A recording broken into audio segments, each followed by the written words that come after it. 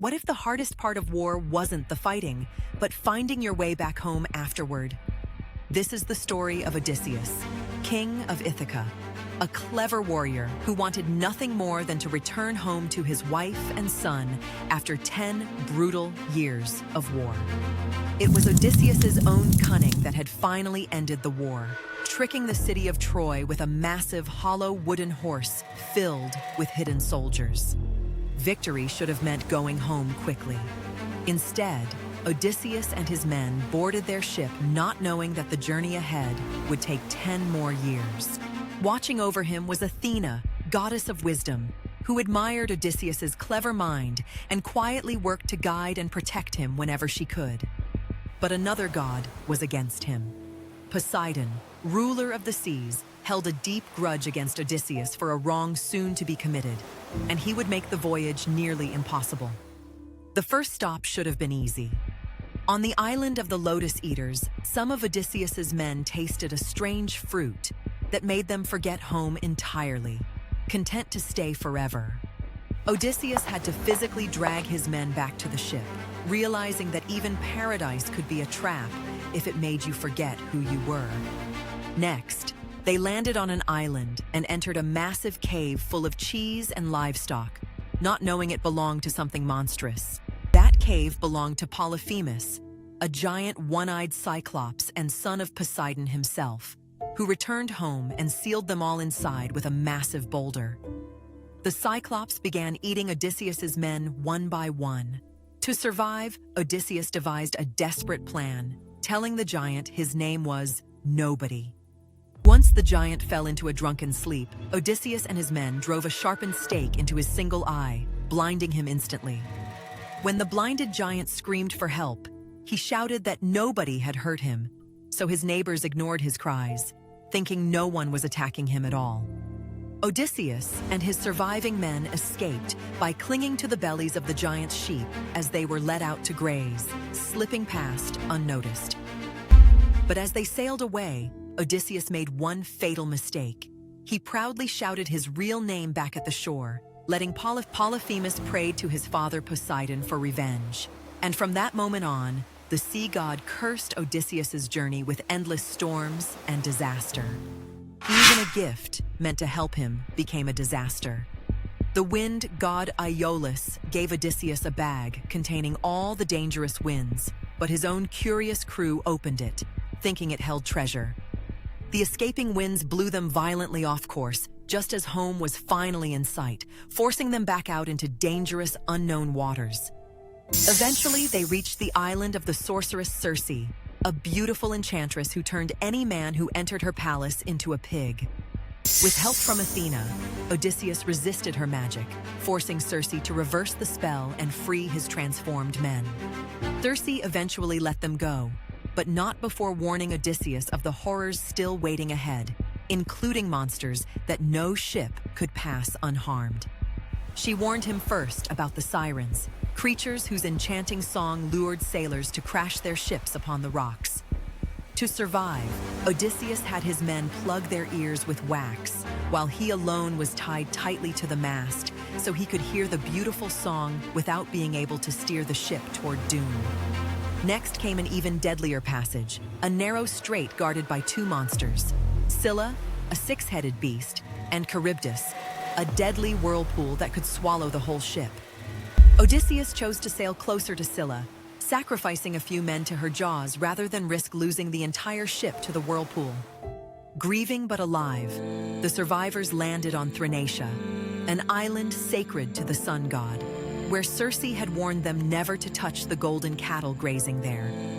But starving and desperate, his men disobeyed while Odysseus slept, slaughtering the sacred cattle for food, an act that would bring the sun god's fury down upon them. As punishment, a terrible storm destroyed their ship completely, killing every one of his remaining men. Odysseus alone survived, clinging to wreckage in the open sea. He washed ashore alone on a hidden island belonging to Calypso, a sea nymph who fell in love with him and kept him there for 7 long years, refusing to let him leave. Though comfortable, Odysseus never stopped longing for home, spending his days staring at the horizon, aching for his wife Penelope and the son he barely knew. Meanwhile, back in Ithaca, Odysseus's wife Penelope, faithful and clever in her own right, had waited nearly 20 years, refusing to believe her husband was dead. But with the king presumed dead, dozens of arrogant suitors had invaded the palace, feasting on Odysseus's wealth and demanding Penelope marry one of them. Leading these suitors was Antinous, a cruel and arrogant nobleman who wanted the throne for himself and grew impatient with Penelope's endless delays. To buy time, Penelope promised to choose a husband once she finished weaving a burial shroud. But every night she secretly unraveled her work, tricking the suitors for years.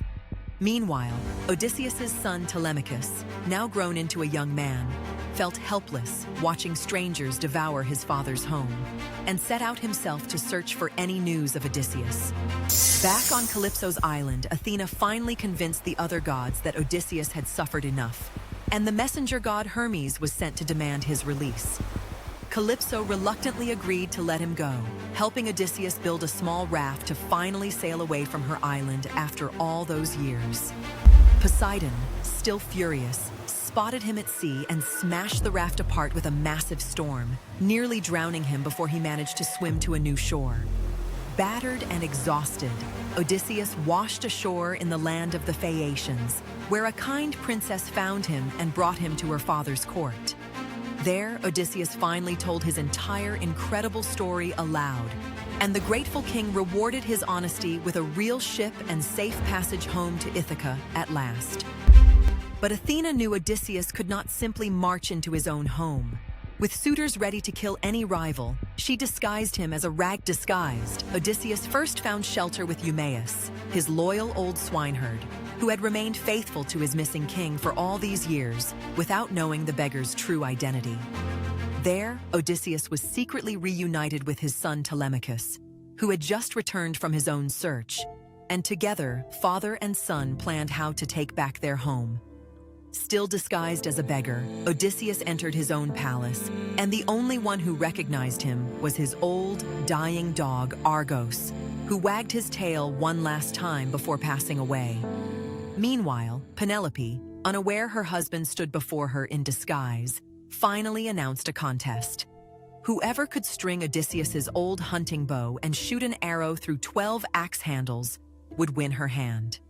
One by one, every powerful suitor tried and failed to even bend the mighty bow, humiliated in front of the entire court, including the arrogant Antinous himself.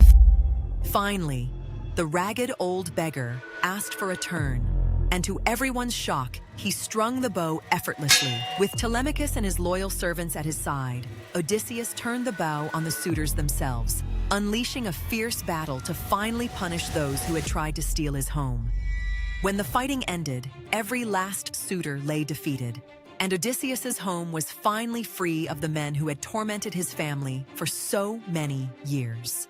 Still cautious after so many years apart, Penelope tested him with a secret question only her true husband would know, about the bed he had carved himself from a living olive tree.